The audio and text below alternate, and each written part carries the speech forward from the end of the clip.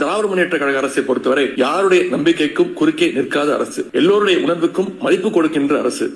ஒருத்தர் இருந்ததாகவோ, அவர் இன்ஜினியரிங் படித்ததாகவோ, அவர் ஒரு பிரிட்ஜை கட்டியதாகவோ சரித்திரம் இல்லை. புரோகிதர் சில மந்திரங்களை எல்லாம் எடுத்து சொல்லுவார். ஆனால் அதனுடைய உள் அர்த்தத்தை கொஞ்சம் நினைச்சு பாத்தீங்கன்னா அவ்வளவு கேவலமான வகையிலே அந்த மந்திரங்கள் இருக்கும். கொசு, டெங்கு காய்ச்சல், மலேரியா, கொரோனா இதையெல்லாம் நம்ம எதிர்க்க கூடாது, ஒழித்து கட்ட வேண்டும். அப்படிதான் இந்த சனாதனம் 100 வருஷ கோயில் இடிச்சிருக்கேன். இதே டிஆர் பாலு சரஸ்வதி கோயில், லட்சுமி கோயில், இன்னொரு கோயில் என்ன சரஸ்வதி, லட்சுமி, இன்னொரு கடவுள் பார்வதி கோயில், இந்த 3 கோயில நான் தான் இடிச்சேன். இந்து மதம் இங்க இருக்க வரைக்கும் ஒரு அரை அடி சாமி சிலை இந்தியாவில் இருக்க வரைக்கும் இங்க கம்யூனிஸ்ட் வராது. உண்மையான தமிழனாக இருந்தால் இந்து மதத்தை விட்டு உடனடியாக வெளியேறுங்கள். இந்து மதத்தை விட்டு உடனடியாக வெளியேறுங்கள். கடவுளுக்கு எதிரா இங்க ஒரு உண்டியல் இருக்கா? ஆமா.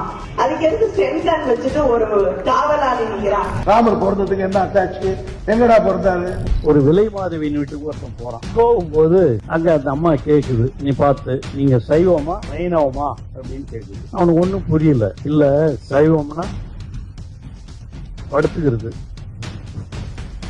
வைணவம்னா நின்னுங்கிறது.